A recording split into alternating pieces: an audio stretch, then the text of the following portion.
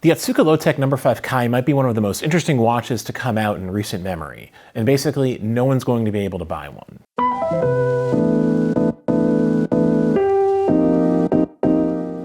Not because it's bad, far from it, but because that's kind of how this watch is designed to exist. Which is funny, because this is exactly the kind of thing people claim they want from the watch industry. It's original, weird, inherently mechanical, not chasing trends, not cosplaying some golden age of watches that may or may not have actually existed, and yet, here we are. When the No. 5 Kai was unveiled in January of last year, it marked brand founder Jiro Katayama's first completely new design in several years.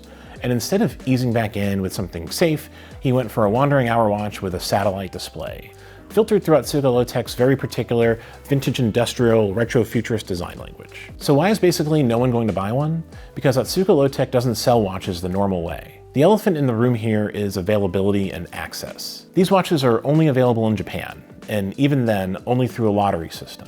Getting your hands on one is a matter of being in the right place at the right time. Exclusivity and limited runs do make watches feel special, for sure. But we're always going to fall on the side of the coin that promotes accessibility. This is a brand that loves gauges, it loves exposed mechanics, it loves reminding you constantly that there are things happening inside the watch. And the No. 5 Kai absolutely leans into that. Somewhat famously, the No. 5 Kai uses what's claimed to be the world's smallest steel ball bearing on the rotating seconds disc. This is pure watchmaking chutzpah. It's not necessary by any means. Honestly, the text on the seconds disc is so small, it's barely usable. But that's really beside the point. This is about the flex and the bragging rights, and the quiet satisfaction of knowing it's there, even if no one else ever notices. While the satellite hours are the obvious visual hook, the whole thing is only possible because of the case construction, which is genuinely impressive. The case measures 40.5 millimeters in diameter and has no traditional bezel. That makes room for this dramatic, panoramic, box-shaped crystal, and that crystal does a lot of the work here.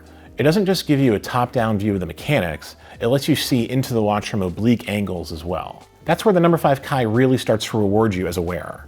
You catch little moments, tiny movements, subtle changes as light hits the mechanics differently throughout the day.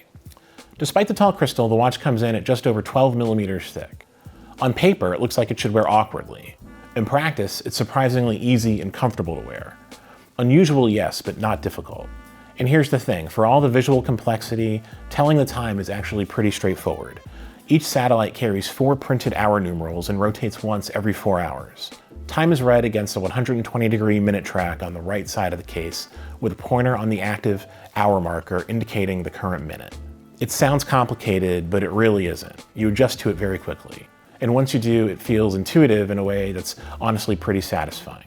What really seals it for me, though, is what's underneath all of this. The entire custom module is built on a simple Miyota base caliber. This is true mechanical creativity, not dependent on exotic calibers or unobtainable movements. It's proof that even with common off-the-shelf foundations, you can create genuinely interesting horology if you're willing to think differently.